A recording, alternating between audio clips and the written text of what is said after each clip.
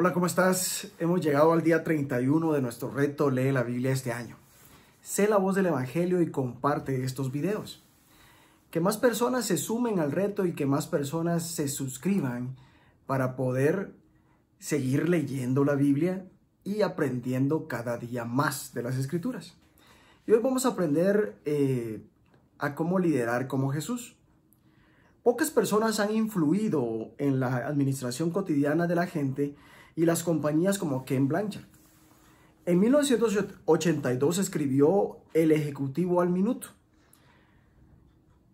que ha vendido más de 13 millones de ejemplares. El libro fue tan exitoso en un periodo de tiempo tan breve que al autor le costó recibir el reconocimiento por su éxito.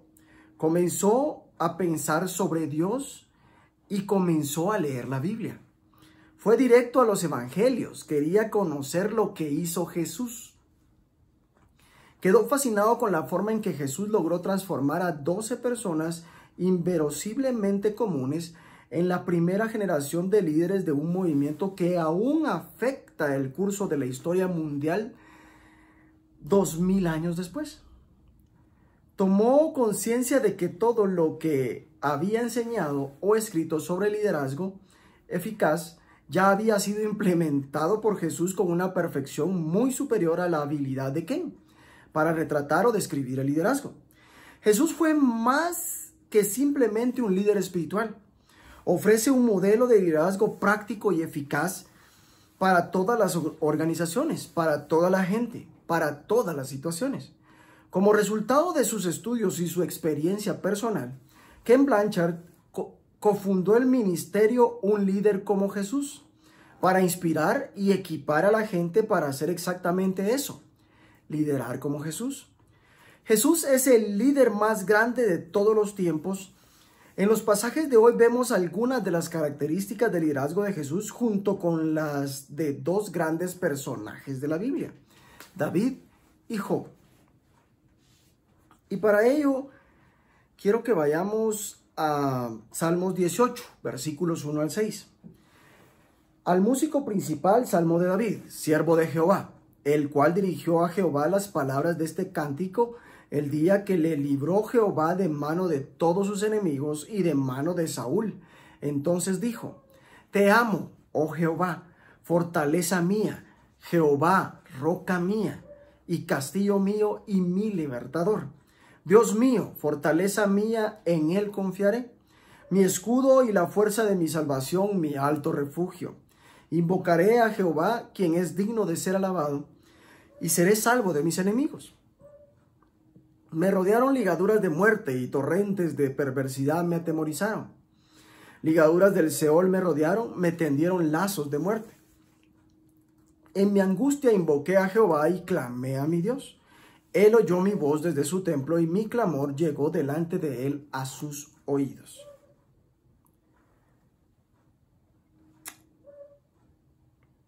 La adoración de un líder. Eso es lo que podemos ver en estos salmos. David fue uno de los líderes más grandes en la historia de Israel. También escribió algunas de las canciones de adoración más bellas que jamás se hayan compuesto. Miles de años después, el pueblo de Dios continúa utilizando los salmos de David en la alabanza y la adoración. En este salmo vemos que la adoración y la oración de David eran el cimiento sobre el que se fundaba su liderazgo. En medio de las dificultades y la oposición decía: en mi angustia invoqué al Señor, clamé a mi Dios. El resultado fue un gran cambio en las circunstancias, seguido por el éxito que llevó a que David expresara su acción de gracias en una canción. Sea la dificultad o el éxito, sigamos el ejemplo de David al procurar edificar nuestra vida sobre el cimiento de la oración y la alabanza. El punto de partida de la oración es el amor por Dios. ¿Cuánto te amo, Señor, fuerza mía? David procede en expresar su amor, su alabanza y su gratitud al Señor. Enfrentaba enemigos, muerte y destrucción y angustia. Y al mirar hacia atrás podía ver cómo Dios había escuchado su clamor y lo había salvado de sus enemigos. Durante los últimos años he llevado de las veces en las que he clamado a mi Dios. escribiéndolos en los márgenes de mi Biblia en un año. Es sorprendente ver las formas en las que Dios ha escuchado mi clamor. Muchas de las oraciones, aunque no todas aún, han recibido respuesta. Llevar un registro me ayuda a no olvidar mi gratitud hacia Dios. Vayamos a leer Mateo 21, versículos 1 al 17. Cuando se acercaron a Jerusalén y vinieron a Betfagé, al monte de los olivos, Jesús envió 2 discípulos diciéndoles: Id a la aldea que está enfrente de vosotros y luego hallaréis un asna atada y un pollino con ella, desatadla y traédmelos. Y si alguien os dijere algo, decid: el Señor los necesita y luego los enviará. Todo esto aconteció para que se cumpliese lo dicho por el profeta, cuando dijo: David a la hija de Sión, decida a la hija de Sión: He aquí, tu rey viene a ti, manso y sentado sobre una asna, sobre un pollino, hijo de animal de carga. Y los discípulos fueron e hicieron como Jesús les mandó. Y trajeron el asna y el pollino, y pusieron sobre ellos sus mantos. Y él se sentó encima, y la multitud, que era muy numerosa, tendía sus mantos en el camino. Y otros cortaban ramas de los árboles y las tendían en el camino. Y la gente que iba delante y la que iba detrás clamaba diciendo: Hosana al Hijo de David. Bendito el que viene en el nombre del Señor. Hosana en las alturas. Cuando entró él en Jerusalén, toda la ciudad se conmovió diciendo: ¿Quién es este? Y la gente decía: Este es Jesús, el profeta de Nazaret de Galilea. Y entró Jesús en el templo de Dios y echó fuera a todos los que vendían y compraban en el templo. Y volcó las mesas de los cambistas y las sillas de los que vendían palomas. Y les dijo: Escrito está: mi casa, casa de oración será llamada, mas vosotros la habéis hecho cueva de ladrones. Y vinieron a él en el templo ciegos y cojos, y los sanó. Pero los principales sacerdotes y los escribas, viendo las maravillas que hacía, y a los muchachos aclamando en el templo y diciendo: Hosana al Hijo de David, se indignaron. Y le dijeron: ¿Oyes lo que estos dicen? Y Jesús les dijo: Sí, ¿nunca leísteis: de la boca de los niños y de los que mamas perfeccionaste la alabanza? Y dejándolos, salió fuera de la ciudad a Betania y posó allí. Mateo nos enseña las características de un líder. ¿Qué significa en la práctica liderar como Jesús? Liderar desde quien somos más que desde nuestra posición. Quien somos es mucho más importante de lo que hagamos o tengamos en términos de posesión o posición. La autoridad de Jesús no procedía de tener una alta posición en cierta jerarquía. Venía de quien era como persona. Poseía una confianza total de que todo lo que debía decir era: el Señor lo necesita. No se requerían amenazas ni promesas. Ser amables y modestos. Tu rey viene hacia ti humilde. Esta no es una característica de liderazgo que el mundo espera, pero estaba justo en el corazón del liderazgo de Jesús. La palabra griega para amable significa alguien considerado, modesto. Es lo opuesto a la agresividad o la búsqueda del propio bien. Evitar la arrogancia y la ostentación. Jesús entró a Jerusalén en un burro. Qué contraste con tantos líderes de la historia, tanto seculares como religiosos, que han vivido con pompas y ceremonias, con séquitos ostentosos. El modo de transporte de Jesús era una señal de su gran humildad. Es lo opuesto al orgullo y la arrogancia que puede deslizarse con tanta facilidad en el liderazgo humano. Debes tener la valentía de confrontar. En ocasiones la gente piensa que la amabilidad y la humildad implican ceder ante cada situación, pero Jesús no temía la confrontación. Él entró en el templo y echó de allí a todos los que compraban y vendían. Volcó las mesas de los que cambiaban dinero. Uno de los aspectos más duros del liderazgo es reconocer el momento justo para confrontar. El conflicto y la confrontación son partes necesarias del buen liderazgo. Fracasar en la confrontación es en sí mismo una decisión que acarrea consecuencias. La confrontación nunca es fácil, pero aplicada de forma sabia es una parte necesaria de un liderazgo valiente. Procurar el poder espiritual, no el mundanal. El poder de Jesús era muy distinto al de muchos de los líderes en el mundo. Se le acercaron en el templo ciegos y cojos y los sanó. El poder espiritual es mucho más importante que el terrenal. No puede ser fabricado. Solo puede proceder de una clase de relación como la que Jesús tenía con Dios. Hacer la oración la prioridad más importante. En la confrontación de Jesús con los cambistas vemos cuánta pasión tenía por la oración. A lo largo de los evangelios leemos acerca de las ocasiones en que Jesús se retiraba para estar a solas con Dios. Esa era la fuente de su fortaleza. Al igual que David, la oración estaba en el corazón del liderazgo de Jesús. Busquemos Job 19 y leamos Job 19, 20 y 21. En Job 19 encontramos lo siguiente. Job confía en que Dios lo justificará. Respondió entonces Job y dijo: ¿Hasta cuándo angustiaréis mi alma y me moleréis con palabras? Ya me habéis vituperado 10 veces. No os avergonzáis de injuriarme. Aun siendo verdad que yo haya errado, sobre mí recaería mi error.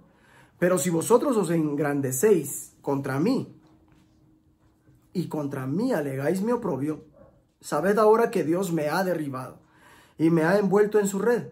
He aquí yo clamaré agravio y no seré oído. Daré voces y no habrá juicio. Cercó de vallado mi camino y no pasaré. Y sobre mis veredas puso tinieblas. Me ha despojado de mi gloria y quitado la corona de mi cabeza. Me arruinó por todos lados y perezco. Y ha hecho pasar mi esperanza como árbol arrancado. Hizo arder contra mí su furor y me contó para sí entre sus enemigos. Vinieron sus ejércitos a una y se atrincheraron en mí y acamparon en derredor de mi tienda. Hizo alejar a mí a mis hermanos y mis conocidos como extraños se apartaron de mí. Mis parientes se detuvieron y mis conocidos se olvidaron de mí. Los moradores de mi casa y mis criadas me detuvieron por extraño. Forastero fui yo a sus ojos. Llamé a mi siervo y no respondió. De mi propia boca le suplicaba. Mi aliento vino a ser extraño a mi mujer. Aunque por los hijos de mis entrañas le rogaba, aún los muchachos me menospreciaron. Al levantarme hablaban contra mí. Todos mis íntimos amigos me aborrecieron. Y los que yo amaba se volvieron contra mí. Mi piel y mi carne se pegaron a mis huesos. Y he escapado con solo la piel de mis dientes. Oh, vosotros, mis amigos, tened compasión de mí. Tened compasión de mí. Porque la mano de Dios me ha tocado. ¿Por qué me perseguís como Dios y ni aún de mi carne os saciáis? ¿Quién diese ahora mis palabras fuesen escritas? ¿Quién diese que se escribiesen en un libro? Que con cincel de hierro y con plomo fuesen esculpidas en piedra para siempre. Yo sé que mi Redentor vive y al fin se levantará sobre el polvo. Y después de deshecha esta mi piel, en mi carne he de ver a Dios, al cual veré por mí mismo y mis ojos lo verán y no otro. Aunque mi corazón desfallece dentro de mí, más debieras decir: ¿por qué le perseguimos? Ya que la raíz del asunto se halla en mí. Temed vosotros delante de la espada, porque la sobreviene el furor de la espada a causa de las injusticias, para que sepáis que hay un juicio. Job 20. Sofar describe las calamidades de los malos. Respondió Sofar Naamatita y dijo: por cierto, mis pensamientos me hacen responder, y por tanto me apresuro. La reprensión de mi censura he oído, y me hace responder el espíritu de mi inteligencia. ¿No sabes esto, que así fue siempre? Desde el tiempo que fue puesto el hombre sobre la tierra, que la alegría de los malos es breve, y el gozo del impío por un momento. Aunque subiere su altivez hasta el cielo, y su cabeza tocare en las nubes, como su estiércol, perecerá para siempre. Lo que le hubieren visto dirán: ¿qué hay de él? Como sueño volará y no será hallado, y se disipará como visión nocturna. El ojo que le veía nunca más le verá, ni su lugar le conocerá más. Sus hijos solicitarán el favor de los pobres, y sus manos devolverán lo que él robó. Sus huesos están llenos de su juventud, mas con él en el polvo yacerán. Si el mal se endulzó en su boca, si lo ocultaba debajo de su lengua, si le parecía bien y no lo dejaba, sino que lo detenía en su paladar, su comida se mudará en sus entrañas. Y el de áspides será dentro de él. Devoró riquezas, pero las vomitará. De su vientre las sacará Dios. Veneno de áspides chupará. Lo matará lengua de víbora. No verá los arroyos, los ríos, los torrentes de miel y de leche. Restituirá el trabajo conforme a los bienes que tomó, y no los tragará ni gozará, por cuanto quebrantó y desamparó a los pobres. Robó casas y no las edificó. Por tanto, no tendrá sosiego en su vientre, ni salvará nada de lo que codiciaba. No quedó nada de que no comiese, por tanto su bienestar no será duradero. En el colmo de su abundancia padecerá estrechez, la mano de todos los malvados vendrá sobre él. Cuando se pusiere a llenar su vientre, Dios enviará sobre él el ardor de su ira, y la hará llover sobre él y sobre su comida. Huirá de las armas de hierro, y el arco de bronce la atravesará. La saeta le traspasará y saldrá de su cuerpo, y la punta relumbrante saldrá por su hiel. Sobre él vendrán en terrores. Todas las tinieblas están reservadas para sus tesoros. Fuego no atizado los consumirá. Devorará lo que quede en su tienda. Los cielos descubrirán su iniquidad, y la tierra se levantará contra él.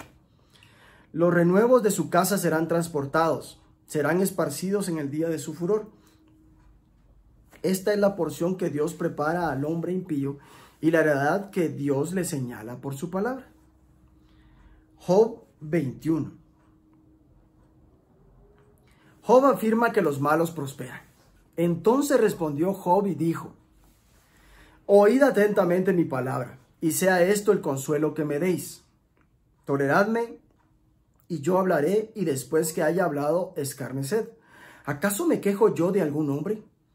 ¿Y por qué no se ha de angustiar mi espíritu? Miradme y espantaos, y poned la mano sobre la boca. Aún yo mismo, cuando me acuerdo, me asombro, y el temblor estremece mi carne. ¿Por qué viven los impíos y se envejecen y aún crecen en riquezas?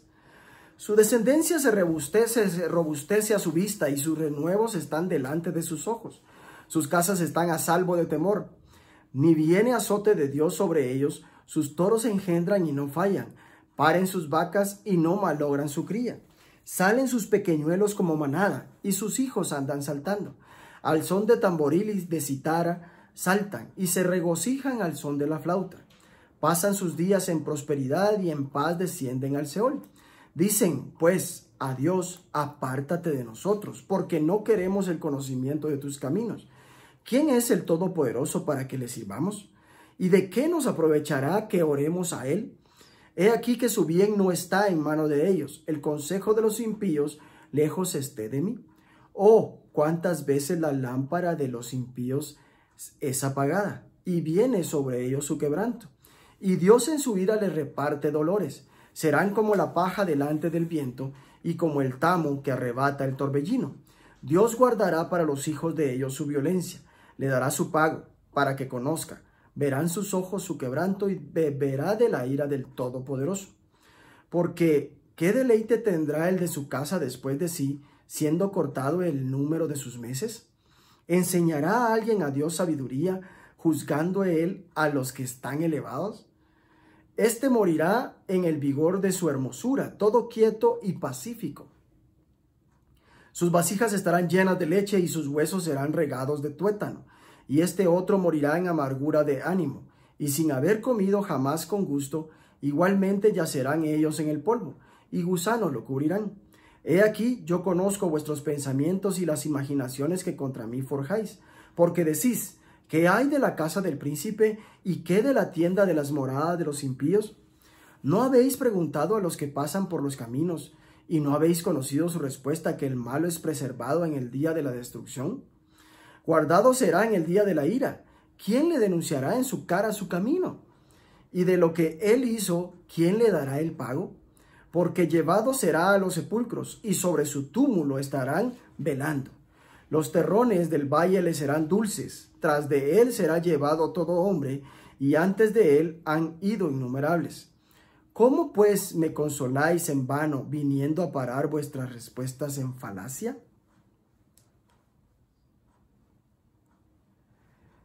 En estos capítulos de Job 19 a Job 20 y Job 21, vemos que cómo es la perspectiva de un líder. Los amigos de Job continúan hablando discursos sin sentido y falacias. Intentan consolar a Job con palabras vacías e inútiles. Por otro lado, vemos la verdadera lucha de Job con su propio sufrimiento. En oposición al análisis simplista de sus amigos, considera que el mundo es muy complejo, en su vida hay muchas injusticias. Clama así: ¿por qué siguen con vida los malvados, cada vez más viejos y más ricos? Pasan la vida con gran bienestar y en paz bajan al sepulcro. Que no te sorprenda que en ocasiones haya quienes rechacen completamente a Dios, le dicen a Él: déjanos tranquilos, no queremos conocer tu voluntad. ¿Quién es el Todopoderoso para que le sirvamos? ¿Qué ganamos con dirigirles nuestras oraciones? Y parece como si en realidad llevaran vidas de prosperidad y paz. La Biblia nunca sugiere que los malvados recibirán la justicia en esta vida. A veces sí, pero en otras ocasiones parecen salirse con la suya. No te sorprendas si ves que los malvados pasan sus años de forma próspera. No te sorprendas si ves que los inocentes sufren. Dios pareciera permitir ambas cosas en esta vida. Esto no es para decir que deberíamos ser complacientes con la injusticia o el sufrimiento del inocente. Por el contrario, tenemos que hacer todo lo que esté a nuestro alcance para combatir ambas situaciones. No obstante, esta vida no es el fin. Dios tiene toda la eternidad para enderezar las cosas. Job anticipa, de una forma casi singular en el Antiguo Testamento, nuestra esperanza futura.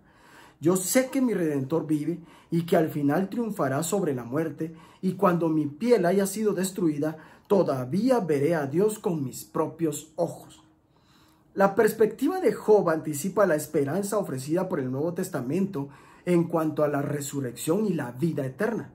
Un líder piadoso tiene una perspectiva eterna, la cual da una dimensión totalmente distinta al liderazgo cristiano. Imagina si alguien importante fuera a visitar tu casa. Probablemente harías una serie de cosas para estar listo. Tú mismo estarías listo. Te asegurarías de que los demás en tu casa estén listos y también de que la casa misma esté preparada, que luzca limpia y ordenada. Un líder cristiano tiene la perspectiva y la esperanza eterna de que al final mi Redentor triunfará sobre la muerte. Enfoca tu atención en prepararte a hacer que otros se preparen. Evangelización, discipulado y cuidado personal. Y lograr que la casa esté lista, la revitalización de la iglesia y la transformación de la sociedad. Estas preocupaciones no están solo dirigidas a los líderes de la iglesia. Los líderes cristianos en todas las esferas de trabajo y la sociedad deberían tener estas tres dimensiones subyacentes grabadas en sus pensamientos, decisiones y acciones. Más aún, esta perspectiva debería transformar tu actitud hacia tus planes y objetivos. Cuando las situaciones no funcionen como esperabas, debido a la injusticia, el mal accionar de individuos, organizaciones o sistemas, todavía puedes confiar en el hecho de que un día prevalecerá la justicia total.